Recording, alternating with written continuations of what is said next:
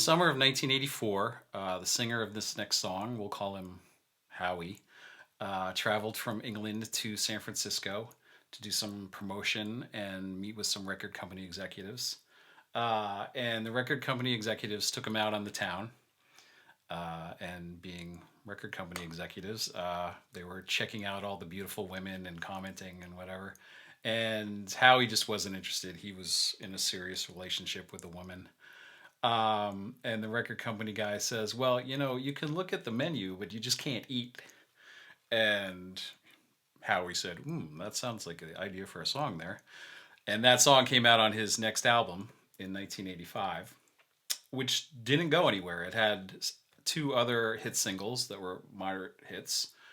But Howie really wanted this song on the radio. He said, "This is my one big hit. You guys need to put this out there." And, of course, being record company executives, they said, "What? No." So Howie eventually pushed them into it on the condition that he worked with Phil Collins and they re recorded the song with a more radio friendly sound.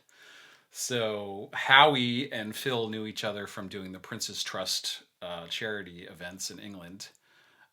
So they spent a weekend together re-recording the song in Phil's studio that he owned with his band Genesis. Phil played drums and sang backing vocals. They got a gospel choir on the end. They used Phil's bass player Leland Sklar on it, and I believe his guitar player Daryl Sturmer on it. And then they put this song out, and it was a huge hit.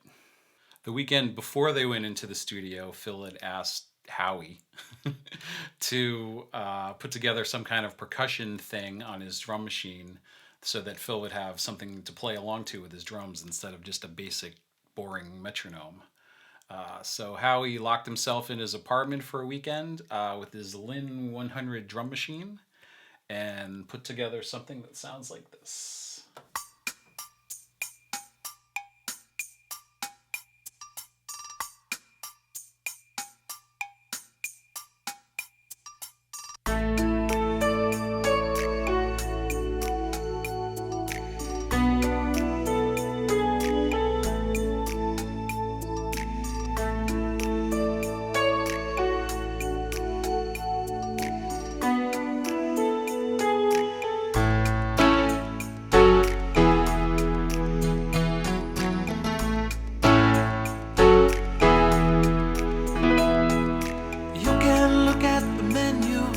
Just can't eat.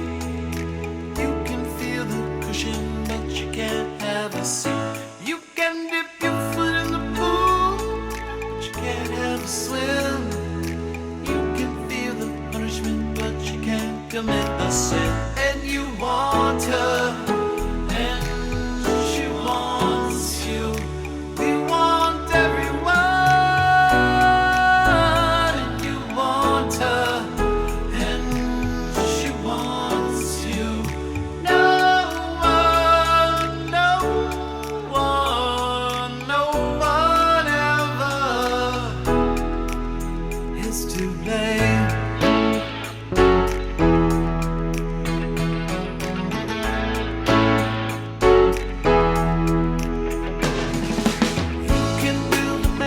But you just can't live in.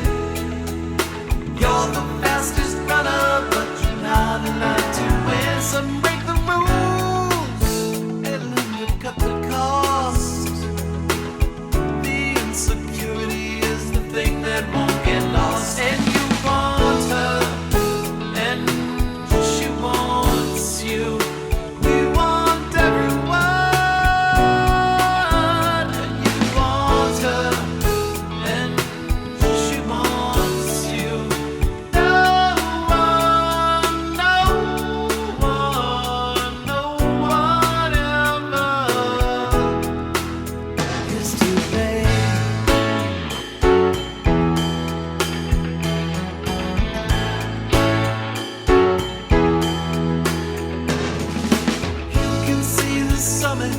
But you can't reach it.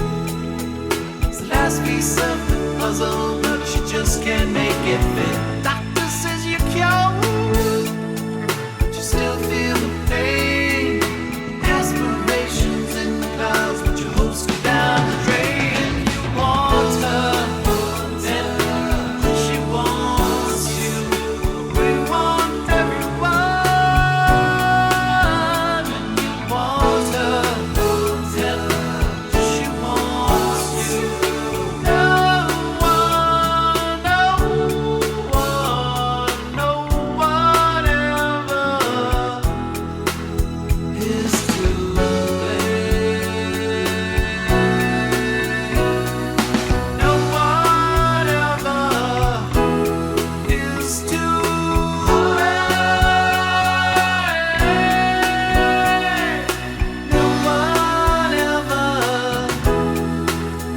it's too late.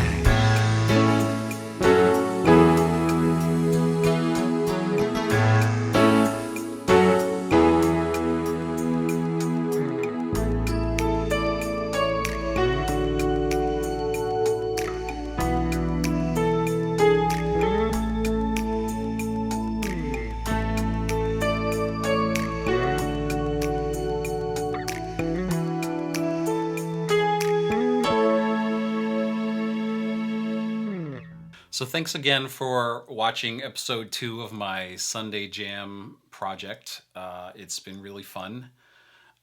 People have been asking questions. The Monday Mood thing is a completely separate thing, and I just want it to be 60 seconds long. It's just got to be little snippets of me in this room working on stuff just for fun for a week. The Sunday Jam is the full song. This song today, if I was to pick 10 songs that were my life at 17 years old, this is one of those songs. And somebody had asked me, why don't you just put out the song without the talking? And the reason is that this is kind of a very personal project to me, and I would do it anyways just for myself, but to share it on Facebook with you, I kind of feel like I just want to start a conversation.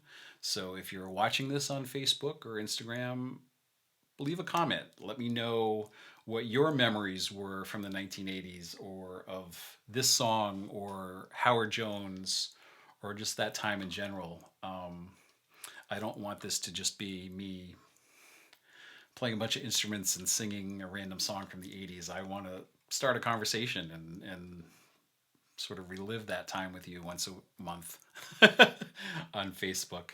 So don't be shy. Next month, I'm going to tackle one of the iconic songs of the 1980s. It's slightly intimidating. I'm going to shoot it on a Sunday night instead of in the morning. The room is going to be pitch black except for one light, so it's going to be very dramatic.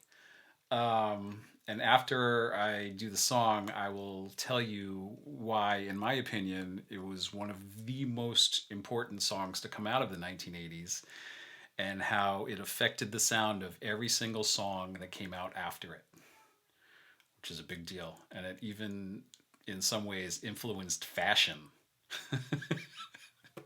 So anyways, I will be back next month with that song, and thanks again for watching, and I'll see you soon. Thanks. Bye.